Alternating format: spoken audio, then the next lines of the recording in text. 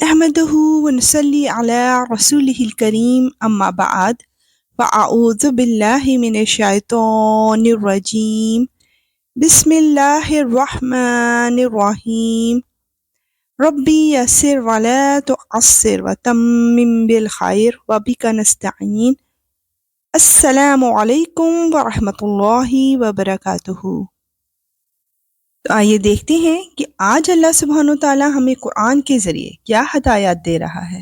سورہ لقمان کی آیت 14-15 میں والدین کے بارے میں حکیمانہ وصیت دی جا رہی ہے، اور ہم نے انسان کو اپنے والدین کے بارے میں یہ تاکید کی ہے کیونکہ اس کی ماں نے اسے کمزوری پر کمزوری برداشت کر کے پیٹ میں رکھا، اور 2 سال میں اس کا دودھ چھوٹتا ہے کہ تم میرا شکر ادا کرو اور اپنے ماں باپ کا، میرے پاس ہی تمہیں لوٹ کر آنا ہے۔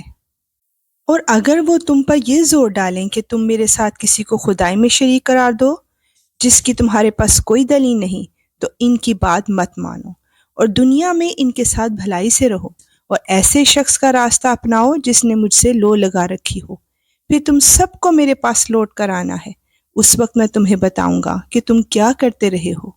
اللہ اکبر۔ آیت 16 میں بتایا جا رہا ہے کہ اعمال کا نتیجہ ظاہر ہو کر رہے گا۔ لقمان رحمۃ اللہ علیہ نے یہ بھی کہا، بیٹا اگر کوئی چیز رائی کے دانے کے برابر بھی ہو اور وہ کسی چٹان میں ہو یا آسمان میں یا زمین میں، تب بھی اللہ اسے حاصل کر دے گا۔ یقین جانو اللہ بڑا باریک بین، بہت باخبر ہے۔ بے شک یا رب العالمین ایسا ہی ہے۔ آیت 17-19 میں ہم حضرت لقمان کی حکیمانہ نصیحتوں کے متعلق جانیں گے۔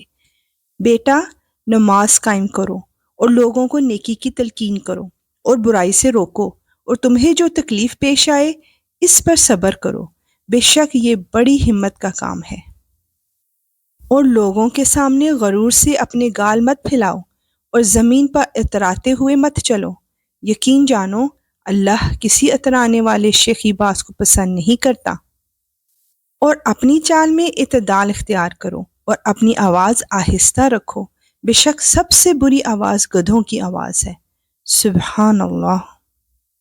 نیکسٹ 3 آیات میں اللہ سبحانہ وتعالیٰ کے احسانات اور بندوں کے 2 کردار بیان کیے جا رہے ہیں۔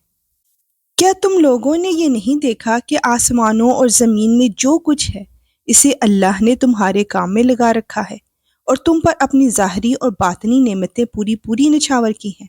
پھر بھی انسانوں میں سے کچھ لوگ ایسے ہیں جو اللہ کے بارے میں بحثیں کرتے ہیں، جبکہ ان کے پاس نہ کوئی علم ہے نہ ہدایت ہے، اور نہ کوئی ایسی کتاب ہے جو روشنی دکھائے۔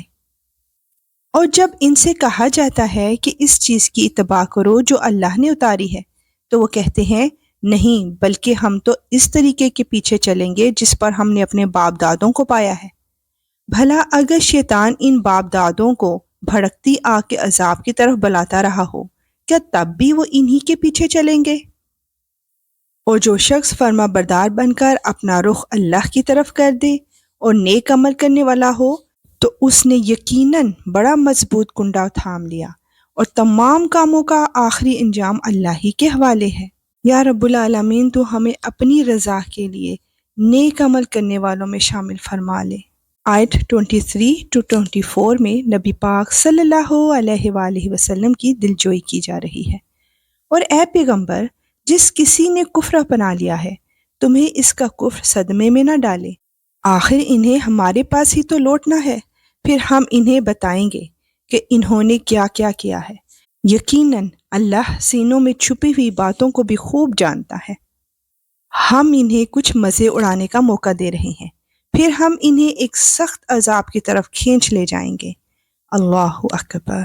بے شک یا رب العالمین تو اپنے بندوں سے بہت محبت کرنے والا ہے۔ انسان خود ہی اپنے برے اعمال کی بنا پر سزاؤں کا مرتکب ہوتا ہے۔ یا اللہ تو ہمیں اپنے پسندیدہ لوگوں میں شامل فرما لے۔ آمین یا رب العالمین۔ انشاءاللہ ملیں گے نیکسٹ آیات کے ساتھ۔ اب اجازت، وآخر دعوانا ان الحمد للہ رب العالمین۔ سبحانک اللہم وبحمدک، اشہد ان لا الہ الا انت، استغفرک واتوب الیک۔ السلام علیکم ورحمۃ اللہ وبرکاتہ۔